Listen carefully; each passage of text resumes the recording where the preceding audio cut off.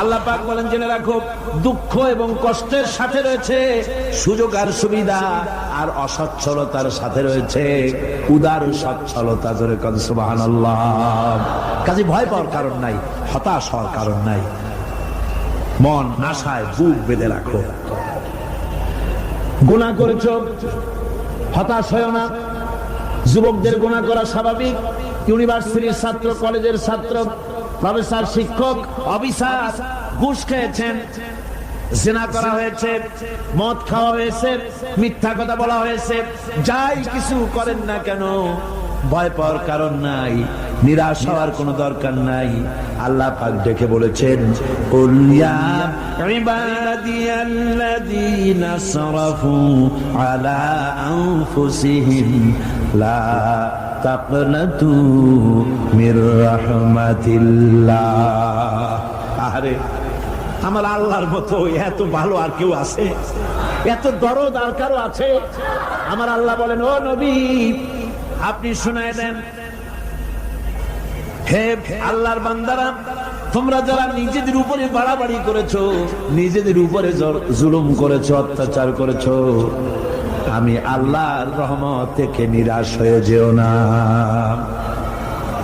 মানুষ যদি অপরাধ করে, বাপের সাথে অপরাধ করেছে, মায়ের সাথে অপরাধ করেছে, মা বাবা সন্তানের চাইতে এত বড় কল্যাণকামী তো আর কেউ নাই, কিন্তু মা বাবা কোনদিন বলে না আয় আমার ছেলে তোরে মাফ করে দেই, এরকম বলে নাকি?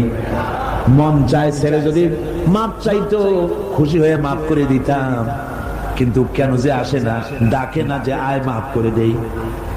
মা বাপ আপনাকে এত ভালোবাসে, সেই মা বাপ আপনাকে বলে না যে আয় মাফ করে দেই।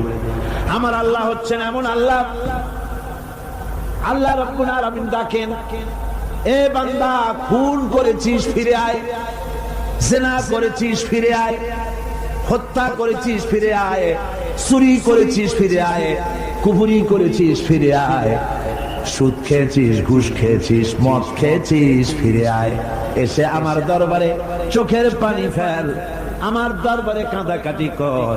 ইন্নাল্লাহা ইয়াগফিরুয যুনুবা জামিআ ইন্নাহু হুয়াল গফুরুর রহিম। আমার দরবারে চোখের পানি ফেলে কান, আমি রব্বুল আলামিন জিন্দেগীর গুনাহ মাফ করে দেব। সুবহানাল্লাহ কর, সুবহানাল্লাহ কর। আমার কাছে কান, চোখের পানি ফেল।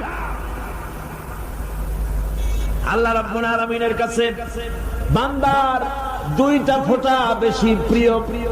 একটা হলো জিহাদের ময়দানে যে রক্ত ফোঁটা দেওয়া হয়, এটা আল্লাহর কাছে প্রিয়। আর আল্লাহর ভয়তে গুনার জন্য লজ্জা করে, অনুশোচনা করে বান্দা যখন চোখের পানি ছেড়ে দেয়, আল্লাহর কাছে এটা অত্যন্ত প্রিয়। নবীজি বলেছেন, বান্দা যখন গুনার ভয়তে, আল্লাহর ভয়তে, জাহান্নামের ভয়তে অনুশোচনা করে যখন চোখ দিয়া পানি ছেড়ে দেয়, ওই চোখের পানি নাকের অর্ধেক আসতে না আসতে আল্লাহ রাব্বুল আলামিন বান্দারে মাফ করে দেয়।